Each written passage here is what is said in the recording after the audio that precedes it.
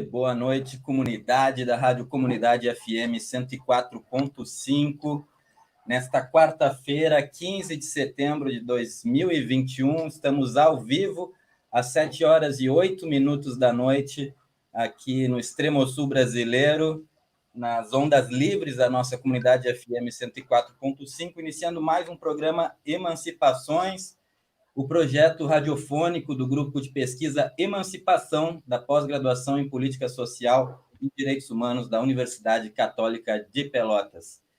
Meu nome é Alexander Aguilar e tenho a satisfação de conduzir essa edição especial do programa Emancipações dessa quarta-feira, especial em razão da data tão simbólica, pessoalmente, para minha trajetória, para minhas identidades brasileiras, centro-americanas, discutindo um tema fundamental que tem atravessado a agenda política dos países da América Central, essa região latino-americana, normalmente tão pouco debatida, tão pouco conhecida, em geral, no Brasil, que comemora hoje, com diversos ângulos, né, comemoração no sentido também da crítica a respeito disso, e esse é o tema do nosso programa de hoje, o bicentenário das independências centro-americanas, os 200 anos da ata oficial de independência formal das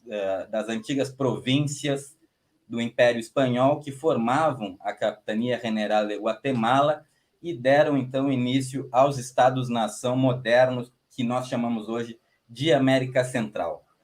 Então, para discutir esse tema justamente na data, hoje, 15 de setembro de 2021, em que os países centro-americanos estão em várias lutas, em várias marchas, em vários discursos, em várias críticas ao redor dessa data, nós temos dois convidadas super especiais para conversar conosco a respeito de, precisamente como diz o tema do nosso programa, dos discursos críticos ao redor das discussões sobre o bicentenário da América Central. Não apenas celebrações, mas também articulações de discursos críticos, que é um dos eixos da nossa discussão dentro da articulação centro-americanista, o Istmo, uma rede de intelectuais ativistas sobre essa região latino-americana, da qual eu faço parte, e tenho o prazer de, nessa edição especial hoje, ter ao meu lado como convidada especial na apresentação desse programa, a companheira Carmen Helena Villacorta, que está aqui comigo na cidade, que já esteve na cidade de Pelotas atrás, participando de um evento da Universidade Católica de Pelotas como conferencista, e hoje estamos aqui nesse formato online para conduzir essa entrevista, que quero avisar aqui aos ouvintes, a nossa audiência, tanto no dial da 104.5 como nas redes sociais. Essa entrevista será conduzida inteiramente em espanhol, com os nossos convidados centro-americanos. Então, dito isso, buenas noches, Carmen Helena. Te paso la palabra, por favor, para que presente a nuestros invitados e invitadas. E logo, também aqui avisando aos ouvintes, comentaremos a música que a gente ouviu aqui logo após a abertura, nas palavras da nossa convidada que fez a eleição dessa música de abertura do programa, que foi uma canção da Rebeca Lane, uma rapera, né, uma representante das mais importantes da cena hip-hop da América Central, com a canção Reina del Caos.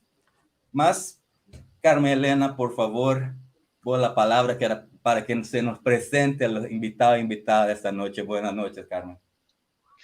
Buenas noches, Alexiño. Buenas noches a la audiencia de la Radio Com.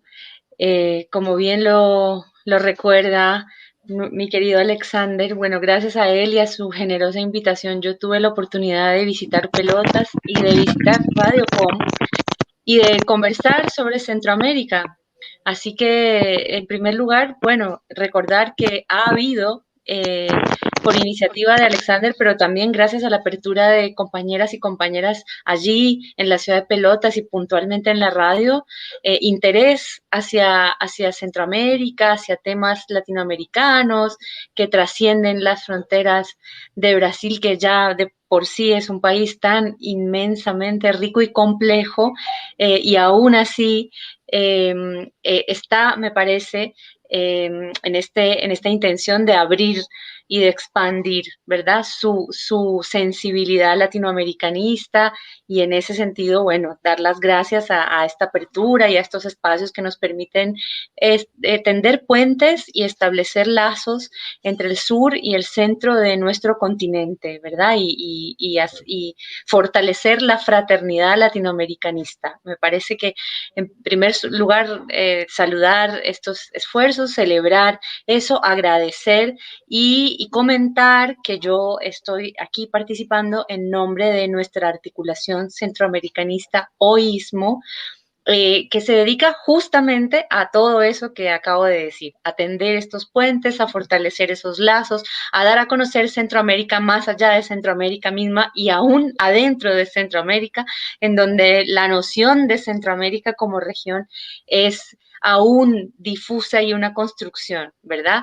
Entonces, lo primero tal vez que diría es recordar que Centroamérica no es equivalente a el Caribe, ¿verdad? Y eso me parece importante recordarlo porque tenemos a alguien del Caribe centroamericano acá. Pero para nada más puntualizar de qué hablamos cuando hablamos de Centroamérica es y por qué no es exactamente el Caribe. Es importante decirlo al público brasileño. Yo, aparte, me presento y saludo desde Argentina, y en Argentina también existe como esa confusión o esa tendencia a pensar como equivalente Centroamérica con el Caribe, ¿verdad? Incluso acá en Argentina se suele pensar que Colombia forma parte de Centroamérica. Entonces, hay una incluso como confusión geográfica en relación con qué es Centroamérica. Centroamérica, como Pablo Neruda poéticamente la nombró, es esa dulce cintura de América, es decir, es ese pequeño istmo o ese angosto, digamos, franja continental que une el norte con el sur del continente americano. Entonces, el Caribe, si bien se ubica como en el mismo cuadrante, por decirlo así, geográfico, el Caribe se caracteriza sobre todo por ser un conjunto de islas, ¿verdad? Y tenemos el Gran Caribe y el Pequeño Caribe, las pequeñas islas, pero también tenemos el continente. Lo que pasa es que el mar Caribe, efectivamente, toca la orilla atlántica de ese istmo y hay un Caribe centroamericano.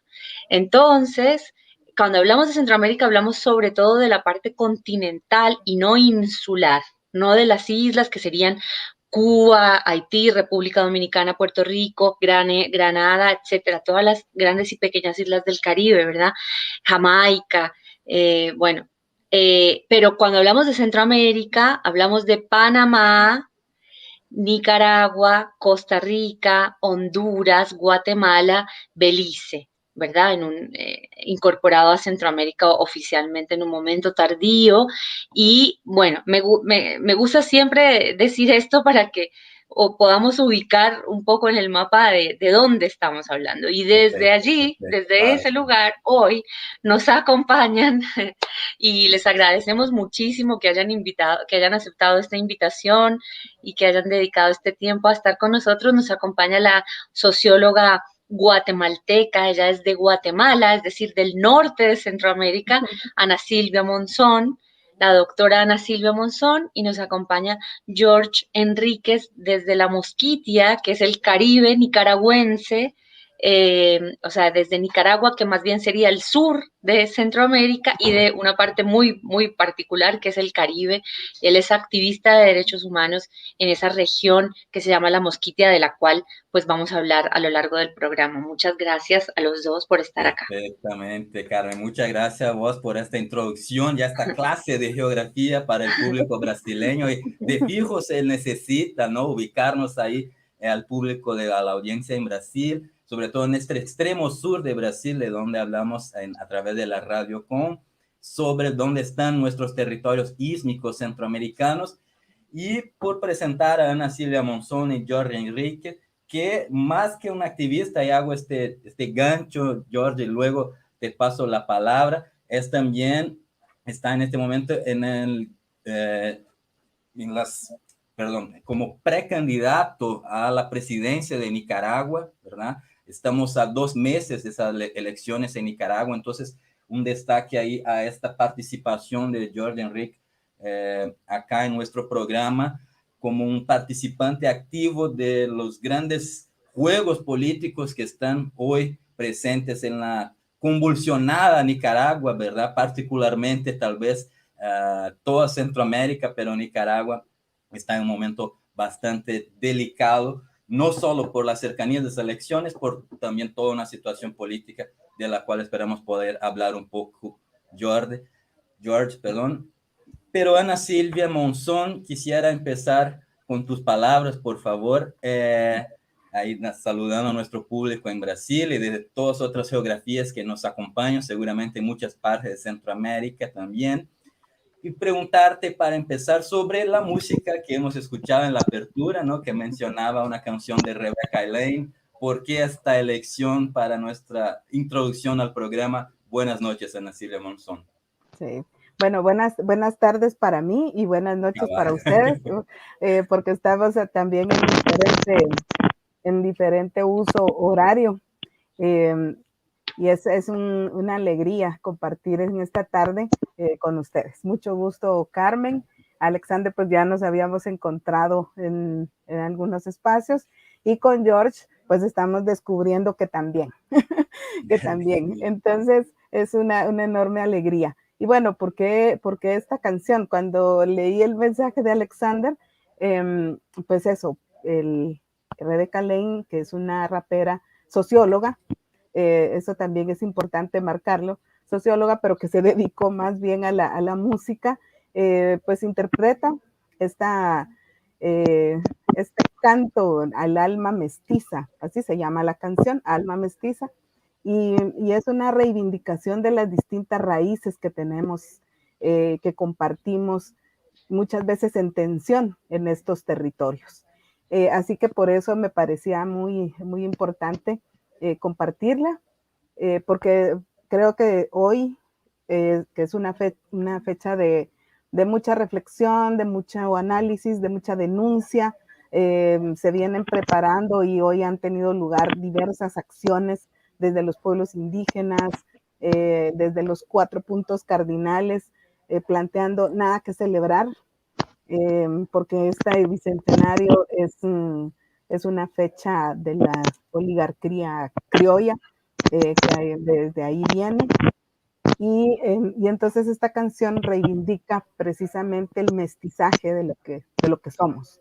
En nuestro territorio, en Guatemala, convivimos 23 comunidades lingüísticas de origen maya, ladinas, ladinos y mestizos.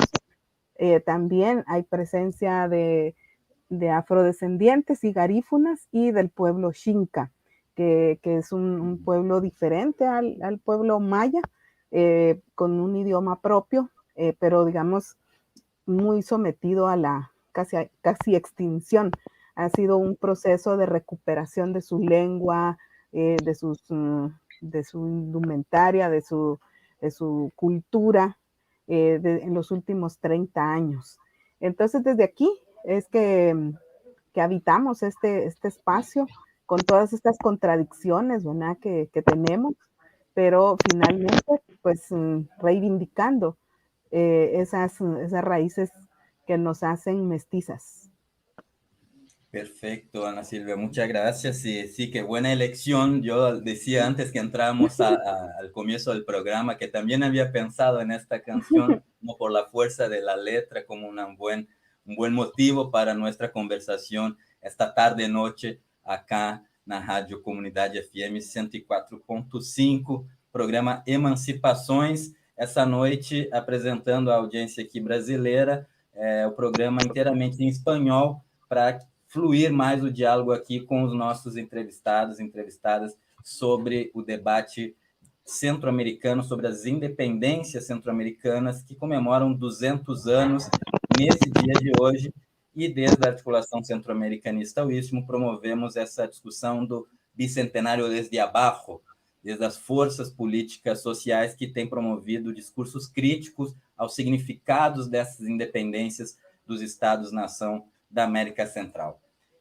Jorge Enrique, sobre esto, agarrando este gancho que mencionaba Ana Silvia, y también pensando ahí en la canción con la cual abrimos el programa, pero también pensando más que todo en tu contribución, tu texto, ¿no? La colaboración que hemos publicado la semana pasada en la página web de la articulación No Istmo. Te saludo ahí empezando con buena noche, preguntándole qué se ha contado, qué historia se ha contado durante 200 años en Centroamérica. Jorge Enrique, buenas tardes, buenas noches. Primeramente, muy buenas tardes y gracias por la oportunidad para brindar este pequeño conversatorio, entrevista. Antes de continuar, quisiera saludar en mi lengua materna, la cual es creol. Voy a decir algo en creol. I want to give thanks to the Most High for yesterday, for today, and for things to come. And also thanking him for this opportunity here to talk in your own language. This is Jorge Enriquez Callazo from Bluefields, Nicaragua. Alexander, mira, antes de contestar tu respuesta, quisiera aclarar un detalle sencillo. Sí, yo era precandidato en Nicaragua para la presidencia del país, pero esto fue antes de todo el desmontaje político en la contienda que va a haber para este 7 de noviembre. Por lo tanto, para este 7 de noviembre en Nicaragua, yo no estoy optando en este momento para ningún cargo de elección popular, porque no existen condiciones en Nicaragua para unas elecciones democráticas. Hay 7 precandidatos presos, hay 2 en el exilio, algunos no se puede organizar. Esto no es una elección, simplemente quería aclarar eso. Por lo tanto, mi precandidatura fue antes del desmontaje por completo de todo el entarimado político. Ahora, ¿qué me motiva a escribir esto? Durante toda mi formación académica, primaria, secundaria, universidad y mis años de activismo, siempre hemos tenido esa duda: ¿por qué no aparece en nuestras historias personas que se parecen hacia mí? Personas que se ven como yo, que tienen la cabellera, el tono de piel como el mío. Solamente estas personas que no se parecen a nosotros y nos obligan a recitar los nombres de los héroes o heroínas que no se parecen a nosotros. Entonces, la historia que nos han contado de 200 años de una independencia es una historia de invisibilización y es una historia del blanqueamiento de nuestras personas. Por lo tanto, no aparecemos sobre las gestas heroicas de nosotros antes y durante este tiempo. Por lo tanto, no existe dentro de esos textos de escuela nuestras historias durante la colonia, postcolonial, antes no existe. Sin embargo, tenemos documentado de que nosotros existimos en esta parte del país desde mucho antes de la independencia de Centroamérica. Cuando se dio la independencia de Centroamérica, esta zona geográfica al cual yo pertenezco era una nación independiente distinta a la de la República Confederada de Centroamérica. Cuando se dio la independencia de 1821, la zona de la Mosquita, de la Caribe, de las regiones autónomas, no formaba parte de la República de Nicaragua. Éramos una nación independiente que tenía su propia monarquía. Luego se vino en 1894 y se hizo una anexión militar de la Mosquita a la República de Nicaragua. Y esta zona geográfica en ese momento representaba el 56% del territorio de lo que es la nueva Nicaragua. Por lo tanto, cuando Nicaragua se apropia militarmente de esta zona, su extensión geográfica se extiende 56% mucho más grande. Entonces consigue plataforma territorial en el Mar Caribe. Luego se firma el Tratado de Esgueras-Bárcenas entre Managua y entre Colombia. Es por eso que actualmente hay un conflicto limítrofe entre Nicaragua y entre Colombia por esta zona geográfica. ¿Y por qué blanqueamiento? Porque la historia que te acabo de decir que nos inculcaron en clase obligaban a nuestros padres a inculcarnos que tenemos que blanquear nuestra descendencia. Si vamos a procrear, tenemos que procrear con una mujer o con un hombre o con una pareja que tiene el tez o el color de piel más claro que el nuestro. De esta manera, cuando tengamos hijos o hijos, ellos o ellas pueden ser más blancos. Y así sucesivamente, sus hijos o hijas tienen que procrear con alguien que tenga el color de piel mucho más blanco. Y así sucesivamente pasar por un proceso de blanqueamiento. Y al pasar por un proceso de blanqueamiento, lo que termina muchas culturas es botando y olvidando su historia cultural y un sinnúmero de cosas.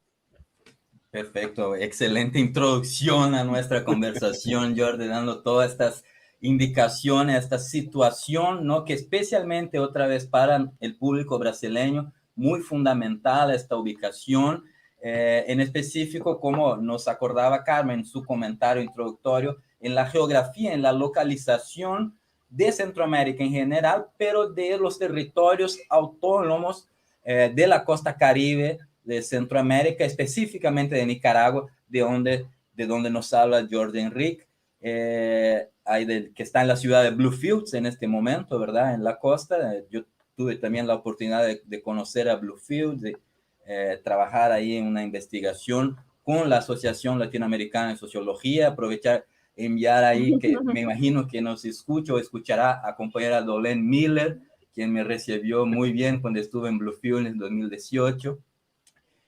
Y también agradecerte por esta actualización sobre tu situación. Entiendo que era un miembro, ¿no?, de la ejecutiva de IATAMA. Entonces, gracias por estas aclaraciones. Esto ya era un tema, no solo para finiquitar el comentario, que se había leído en la prensa, George, de cómo tu candidatura, tu postulación a una posible candidatura también iba a depender de las condiciones de la situación política nicaragüense, ¿verdad? De cómo están las reglas. Entonces, hay más una alerta también de cómo está compleja y dura la situación nicaragüense en este momento. Pero Carmen, te quiero también invitar a participar acá. Yo sé que estábamos bastante animados con esta conversación, ¿verdad? Por la importancia de esta fecha, para que podamos realizar un conversatorio en vivo, entrevista acá en esta radio brasileña. Entonces, invitarte ahí a platicar sobre quizás los significados mismos, ¿no? Vos en tu comentario introductorio mencionaba cómo Centroamérica tiene sus sentidos en construcción, ¿no?, y en disputa en cuanto a región. Entonces, invitarte a comentar esta reflexión con unos comentarios también a Ana Silvia. Sí, bueno, gracias, Alex. Me gustaría intentar hilvanar varias de las cuestiones que ya se han colocado, que ya se han mencionado acá. También tuve ocasión de leer el texto de George y me llamó poderosamente la atención, además de su reflexión sobre el blanqueamiento y sobre poner en tela de juicio la historia oficial que se nos cuenta, ¿verdad? Él, me parece, tensiona aún más ese cuestionamiento al señalar que existió presencia de negritudes, de población negra en Centroamérica y quizás en toda América, aún antes del proceso de esclavitud, ¿no? Entonces, que la presencia de eso, de pieles negras y de negritudes como como integrantes de población es muy anterior, ¿verdad?, al proceso de colonización que empezó con el descubrimiento de América en 1592. Asimismo, Ana Silvia, bueno, ha traído al pueblo maya como quizá el pueblo mayoritario de muchos otros pueblos que constituyen la heterogénea población guatemalteca, ¿verdad? Siendo Guatemala el país con mayor presencia indígena en Centroamérica, ¿verdad? Y pensando en la canción de Rebeca y pensando en que hoy vía WhatsApp, Alexander, nos compartiste un GIF que quisiera reproducir mucho porque me pareció magnífico y que el GIF me parece que resume absolutamente el espíritu de esta conversación, que es: no somos bicentenarios, somos milenarios. Entonces, pensando en eso y en algunas lecturas que como centroamericanista y estudiosa de la historia de Centroamérica que soy, he hecho puntualmente de un texto magnífico de Héctor Pérez Brignoli sobre la geografía de Centroamérica, en fin, pienso en la importancia y la necesidad de traer la historia de larga duración a concurrir a esta cita crítica y de esta mirada cuestionadora del Bicentenario. Es decir, que en el Bicentenario, cuando celebramos, entre comillas, el Bicentenario, cuando conmemoramos el Bicentenario, aceptamos estas héroes y heroínas también, entre comillas, de los que nos habla George, y aceptamos el triunfo del proyecto oligárquico, que es lo que nos señalaba Ana Silvia, ¿verdad? Entonces, es como que compramos ese discurso y esa construcción de lo nacional y de estos estados que hoy, y creo que gracias a toda la lucha, a todo el activismo de pueblos ancestrales como los pueblos negros y como los pueblos indios en nuestros territorios, y también gracias a me parece, cambios que ha habido adentro de la academia y de las masas críticas dentro de las ciencias sociales y las humanidades, me parece que a eso también hay que darle algún espacio.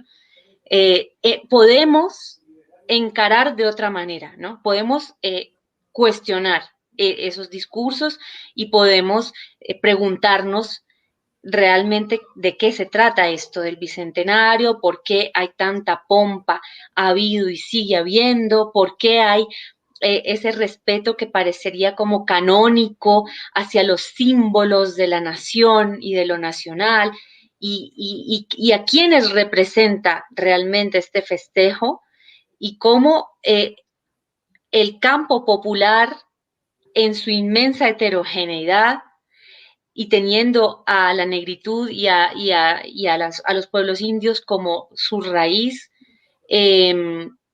más bien no se siente representado en este festejo, ¿verdad? O no, habría como una dicotomía, ¿no? Entre cuando en Oísmo decidimos impulsar un bicentenario desde abajo, bueno, de entrada estamos diciendo hay un bicentenario de arriba, ¿no?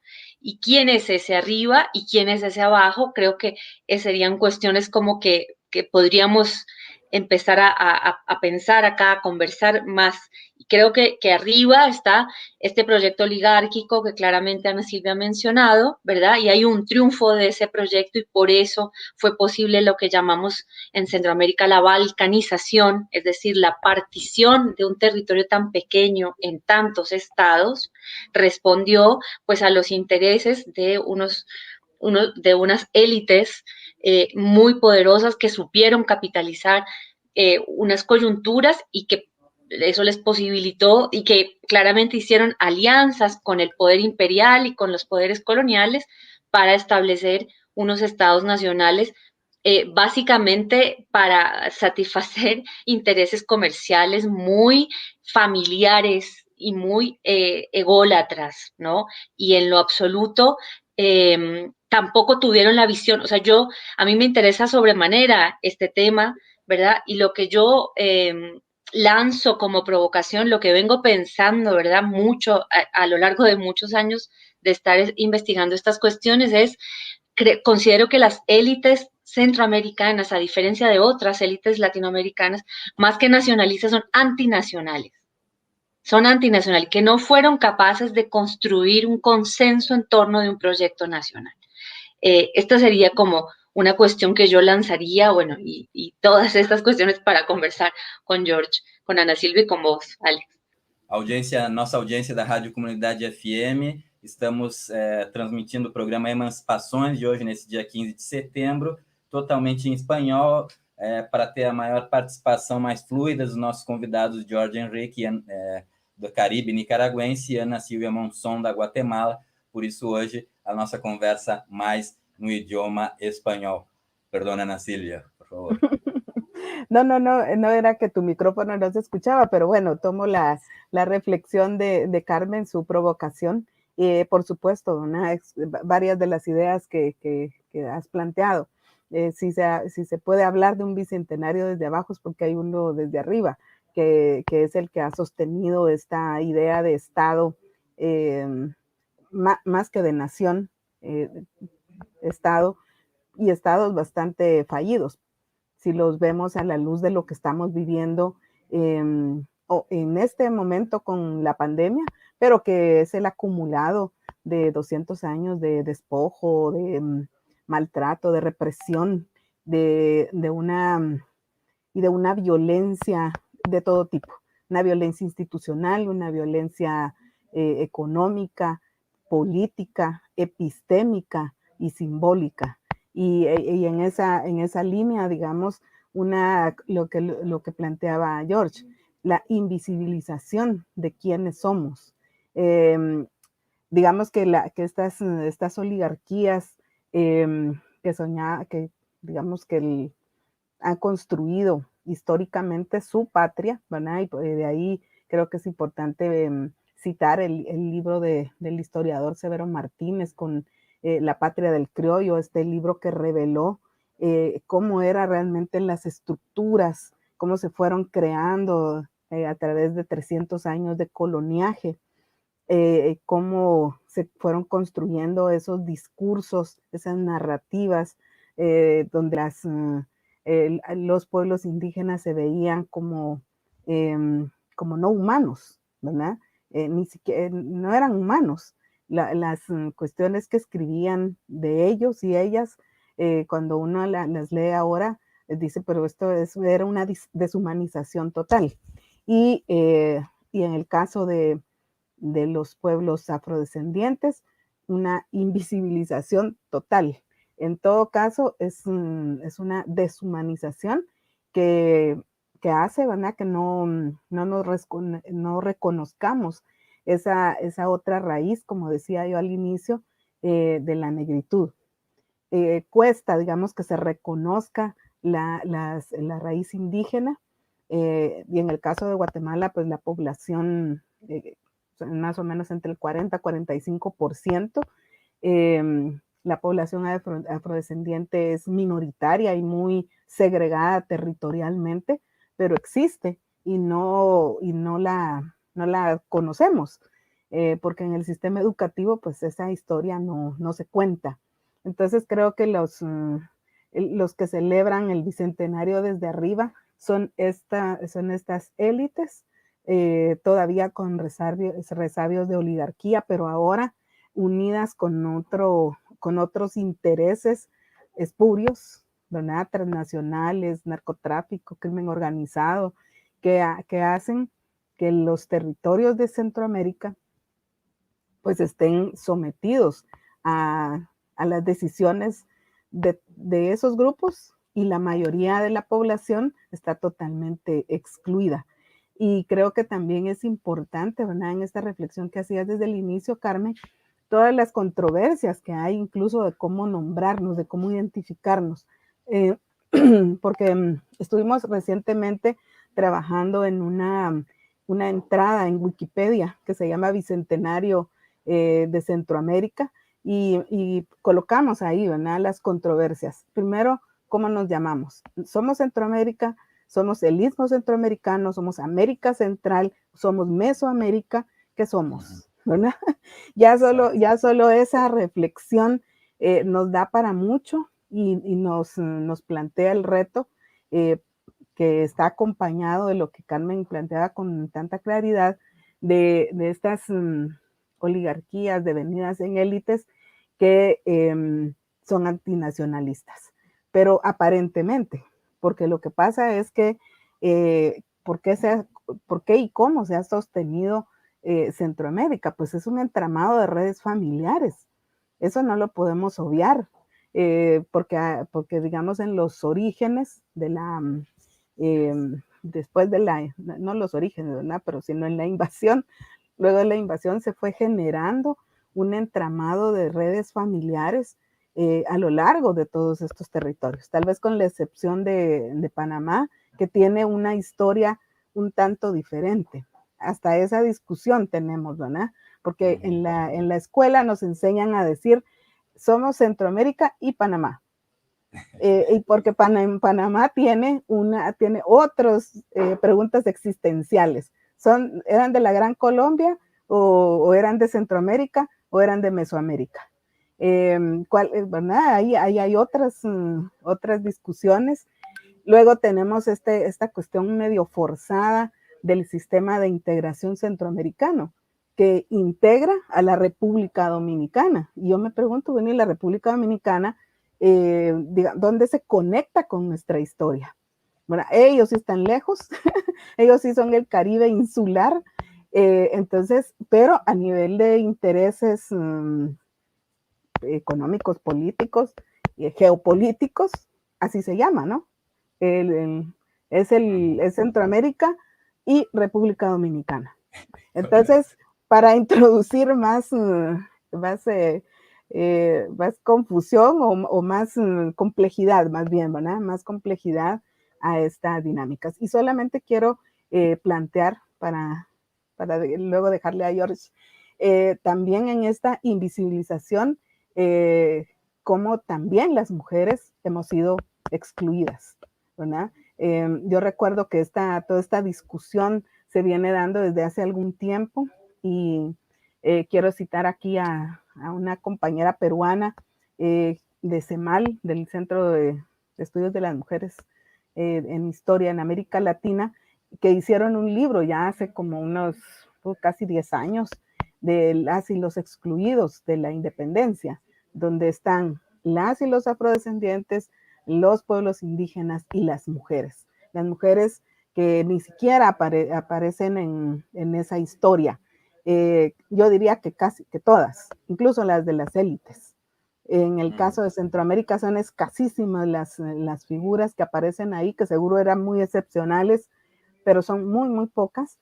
Ya no digamos las indígenas, las mestizas y las afrodescendientes. Entonces creo que eso me interesaba también comentar. Buenísimo, Ana Silvia, que traiga estos comentarios haciendo énfasis en estas exclusiones, ¿verdad?, que han construido el imaginario de las naciones centroamericanas y de la regionalidad per se. Esto me hace acordar incluso de hablando de estas paradojas, ¿no?, de la integración regional, que es un gran, eterno debate en Centroamérica, ¿no? Y bueno, hoy se cuestiona los sentidos mismos de la idea de integración a partir de esta institucionalidad que representa el SICA, el sistema de la integración, ¿no? Un organismo regional, internacional, que tiene una red enorme de organizaciones, de políticas regionales, pero siempre bastante cuestionado, ¿no?, que choca con esta idea que mencionabas de lo que se ha dado a llamar una integración real, ¿no?, la integración realmente existente de los flujos transnacionales de los capitales, pero no necesariamente de la construcción de una identidad entre la diversidad de pueblos que sabemos que hay en Centroamérica y que muchas veces o casi siempre se quedan invisibilizados, ¿no? Y hoy mismo tenemos acá, y esto es muy potente para la fecha que estamos, el 15 de septiembre, el año del Bicentenario, en este conversatorio con dos representaciones muy importantes de esta diversidad de pueblos centroamericanos, desde Guatemala, el corazón de las poblaciones, de las mayorías de poblaciones indígenas en Centroamérica, y también de pueblos afrodescendientes, con Jordi Enrique, que nos habla desde la costa de las regiones autónomas de Nicaragua, que para también ahí ubicar a la audiencia brasileña, hay una especificidad muy propia, ¿verdad, Jordi?, de estas relaciones entre lo que es la Centroamérica negra, ¿verdad?, la Centroamérica que tiene pueblos afrodescendientes más localizados en la costa de todo el istmo, ¿no?, la costa atlántica, y una cultura criolla, la cultura del Pacífico, como se suele decir desde el Caribe, ¿verdad? Entonces, ahí aprovechar este gancho también, Jordi, preguntarte un poco sobre, mencionabas antes en tu comentario anterior sobre la historia de la Mosquitia, de esta región que ha sido anexada al Estado nicaragüense, ¿verdad? Luego, precisamente de la independencia del Imperio Español. También destacar que de esta independencia, ¿no?, lo que ha resultado por lo menos 5 estados-nación de la independencia del Imperio Español, todas estas provincias estaban bajo un único territorio administrado por el imperio, ¿verdad?, que era la Capitanía General de Guatemala. Entonces, me imagino cuán fuerte el debate del Bicentenario está en estos momentos, tal vez particularmente en Guatemala. Pero ahí, Jordi, tal vez nos pudieras comentar un poco más sobre esta relación y quizás la propia percepción misma desde la costa sobre el Bicentenario, sobre la importancia de promover discursos críticos al Bicentenario, teniendo presente esta diferencia, ¿no?, de historia entre las regiones del Pacífico y de la costa centroamericana. Jordi Enrique. Dentro de los movimientos feministas, aprendí sobre hablar sobre el tema de construcción.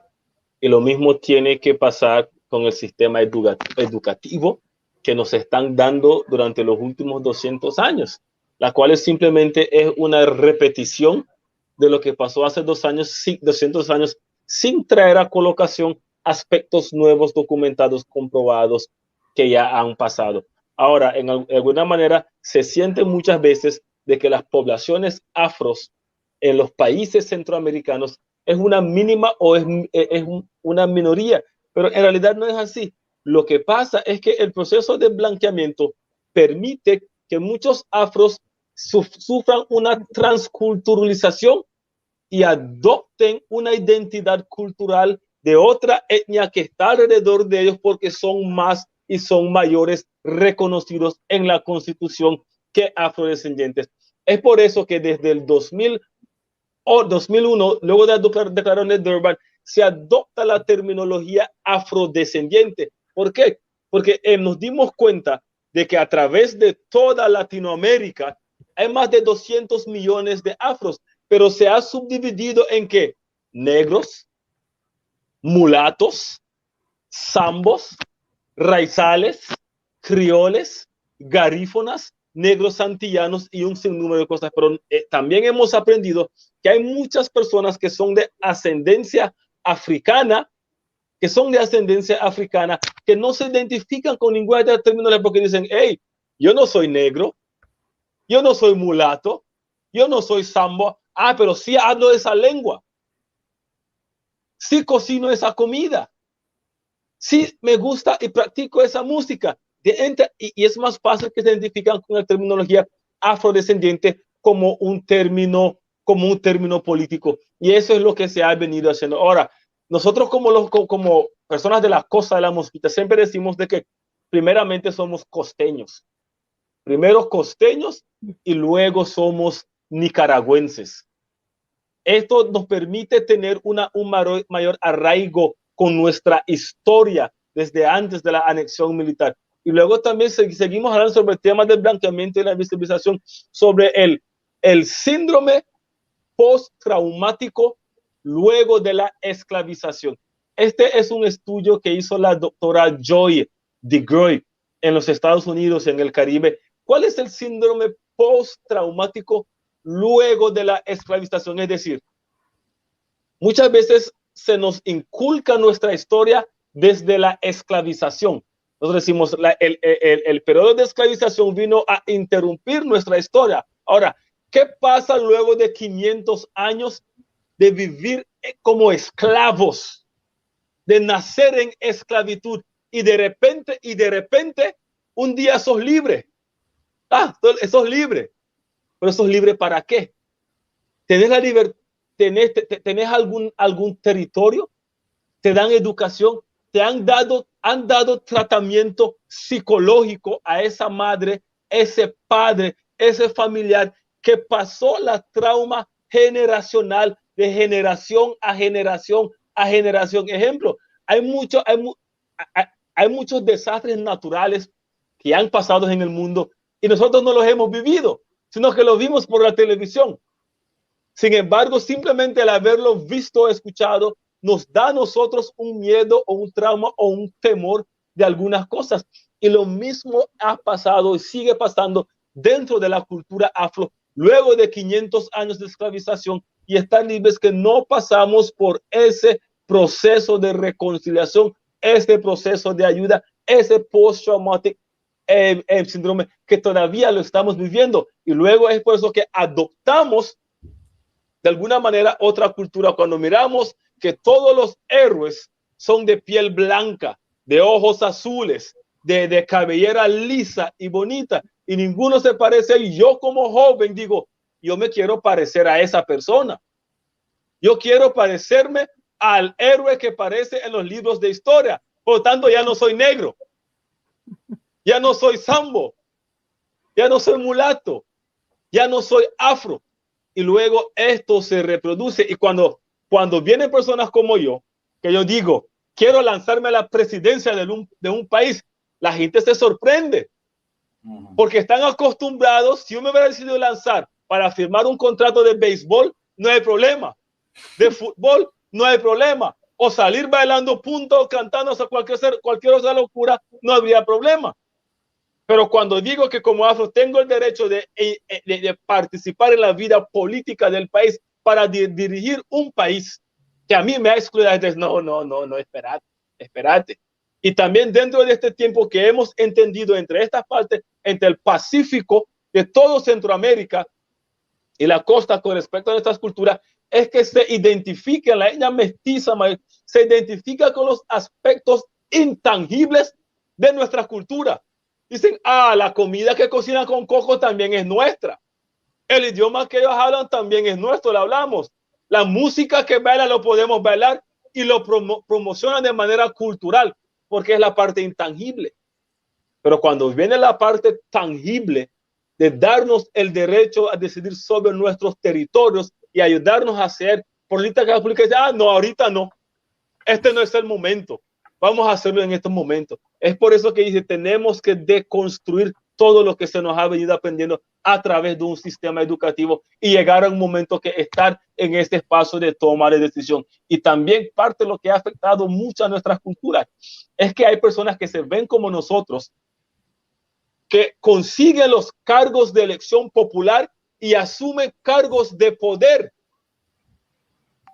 Pero al pertenecer a un partido político de izquierda o de derecha que sigue el status quo tradicional, ellos reproducen esos mismos patrones.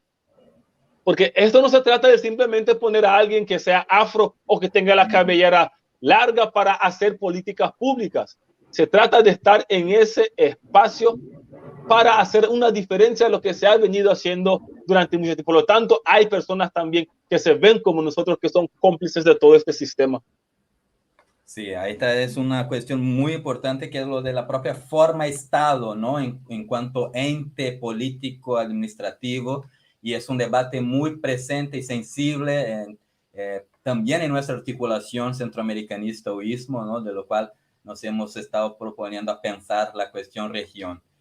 Carmen, te voy a pasar la palabra, pero tenemos 3 minutos para encerrar el programa, entonces más bien yo sé que el tiempo vuela, ¿verdad? Vamos acercándonos de las 8 de la noche en Brasil, 5 de la tarde en Centroamérica, y quisiera que termináramos el programa también escuchando la elección musical de Jordan Ricks, que nos trajo ahí una canción criol, me imagino, ¿verdad? Yo, cuyo el nombre no me voy a atrever a intentar pronunciar, luego nos decís, George, pero Carmen, tu comentario para que podamos lastimosamente llegar al término del programa.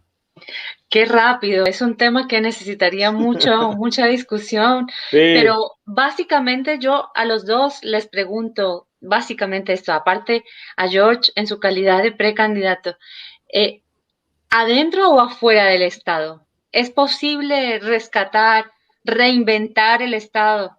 Bueno, es la pregunta del millón, porque creo que la construcción de los estados es tan intrincada, y creo que en esto hay muchas posturas.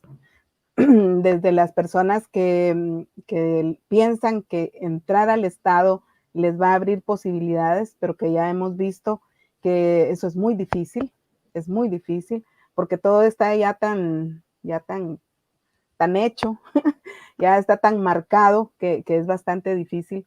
Y creo que la propuesta que se está haciendo, sobre todo aquí en Guatemala, lo que se está discutiendo es un Estado plurinacional.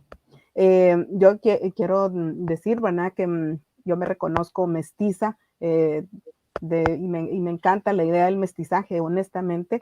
Toda esta cuestión de las ideas de pureza no van conmigo, porque me parece que cuando nos situamos en estas cuestiones de pureza, perdemos la posibilidad de encontrarnos con los otros y con las otras. Y como reitero, que no da para mucho el tiempo, lo que se está planteando ahora como una salida, porque ya este Estado se agotó, esta patria del criollo ya está llegando a los límites, es plantear un Estado plurinacional, un poco el camino que ha marcado Chile con su asamblea constituyente, paritaria, incluyente, que está costando muchísimo, que ha costado muchas vidas. Bueno, lo mismo sucede en territorios como el nuestro. No hay, creo yo, una respuesta definitiva. Tiene que ver de todos, tiene que ser de adentro y de afuera. No puede ser solo de un espacio. Buenísimo, Ana Silvia. Jorge Enrique, en 30 segundos, si podés, un comentario, porque si no me van a jalar ahí con el tiempo, y anunciando la canción para que terminemos el programa en gran estilo, por favor. Sí, sí se puede refundar. Tenemos que entender que los estados siempre han sido estados opresores. Antes las mujeres no podían votar, no podían trabajar en lo público, los derechos afrodescendientes antes eran segregados, discriminados y un sinnúmero de cosas. Antes las constituciones de nuestros países no nos reconocían, de alguna manera nos reconocen ahora. Así que sí se puede refundar desde el Estado y desde los movimientos sociales que tienen que ejercer esa presión al Estado. La canción se llama Awano Huse Criol no Colcha. Significa, quiero saber quién ha dicho que los crioles no tenemos cultura.